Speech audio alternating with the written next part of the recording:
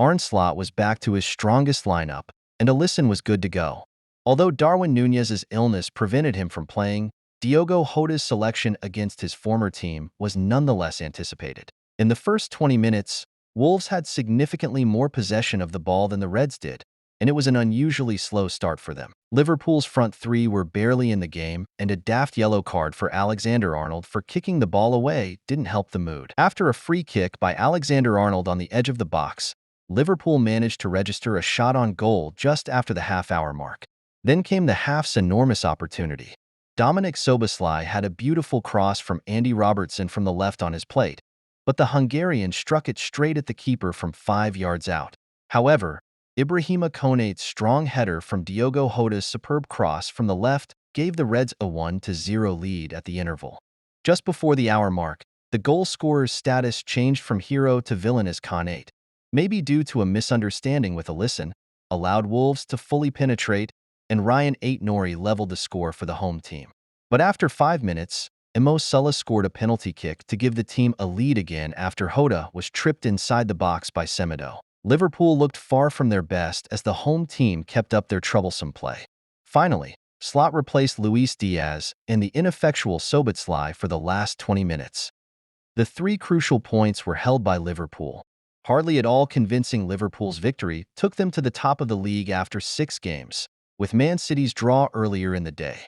We are now going to be rating Liverpool players' performances out of 10, starting with Alisson, who gets a 7 out of 10. After missing 2 games due to injury, Alisson made a comeback that seemed to last forever. He handled things in his usual carefree manner and proved to be a reliable backup when Liverpool was under pressure early on. Didn't bask in the credit for Wolves' equalizer, but Ibrahima Konaté bears much greater responsibility. Next up is Trent, who gets a 7 out of 10. Trent was given a harsh early booking for kicking the ball away, but as the game went on, he played better. He also made a crucial interception when Wolves looked to break early in the second half. Next up is Konaté, who gets a 6 out of 10. Jarell Quansah was good for the Reds overall, but he lost his spot at the end of the previous season, and Konaté has since solidly replaced him. The Frenchman, who possessed a commanding physical presence, shone when Wolves pushed for an early goal. He then gave Liverpool the lead with a header, his second of the year after spending 2 seasons without scoring one. In a dismal second half, he was at fault for Ryan Aït-Nouri's equalizer, but he recovered admirably to make a huge block to keep Carlos Forbes out. Next up is Van Dijk, who gets a 8 out of 10. Van Dijk is still as brilliant as ever, and throughout extended stretches at Molineux, his bond with Konaté was remarkable. Despite a difficult start to the game, he kept the defense together, made 3 key interceptions, and exuded composure at all times. Next up is Andy Robertson, who gets a 7 out of 10. While many at Wolves struggled right away, Robertson remained strong the entire time, occasionally even appearing to be his team's most determined attacker.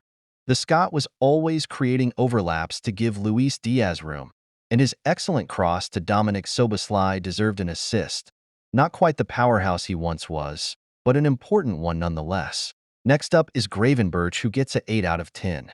Being a reliable presence here, Gravenberch has perhaps been Liverpool's player of the season thus far. Although it would have been good to see the 22-year-old seize the game by the scruff of the neck more, his ball retention was excellent and he exuded quality. Completed 92% of his passes and finished the game first in tackles won in duels, 8 of 8, which is really outstanding. That is without dispute Sky's man of the match. Next up is Mac Allister, who gets a 6 out of 10. Although Mac Allister did a respectable job, future performances will be even more impactful.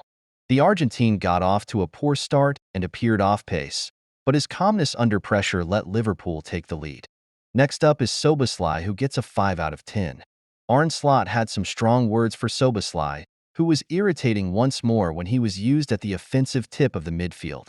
All he had to do was score from the previously described cross by Robertson, hitting the ball at the Wolves keeper with the goal gaping. Next up is Salah, who gets a 7 out of 10. After a poor start in which he frequently lost control, Salah, like many Liverpool players, improved as the game went on. Nevertheless, the Egyptian showed his skill by delivering a stunning cross to Diogo Jota and an incredible first touch that went wide. scored from the penalty spot to give the Reds a crucial 3 points. Next up is Diaz, who gets a 5 out of 10.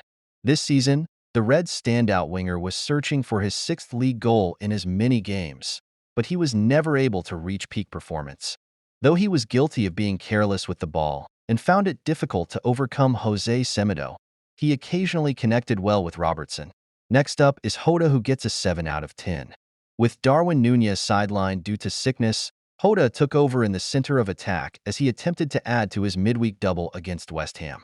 Konaté scored the first goal of the match with an inch-perfect cross from the 27-year-old, who was otherwise subpar throughout the majority of the first half. His previous supporters, who took pleasure in seeing him booked, jeered him after he won the penalty that Mohamed Salah buried. Now on to the subs. First up is Jones, who gets a 6 out of 10. Denied by Johnstone at a low angle, solid in control, effectively good closing down, and supplied extra energy. Next up is Gakpo, who gets a 6 out of 10. Looked like a player in form after his 2 goals in midweek and displayed some excellent footwork. Last up is Slot, who gets a 8 out of 10. With the exception of the loss against Forest, Slot has been almost flawless, and here was his opportunity to lead Liverpool to the top of the Premier League. The Man City tie against Newcastle provided the Dutchman with a lot of motivation, but it appeared that a lackluster performance may have resulted in a loss of points. It's debatable why Liverpool consistently starts games so slowly. This was a common occurrence under Jurgen Klopp as well, but Slot needs to stop it. Nevertheless, he will be pleased with how his team matured throughout the game, letting their class show through and securing all 3 points, leading the table heading into October. A respectable beginning.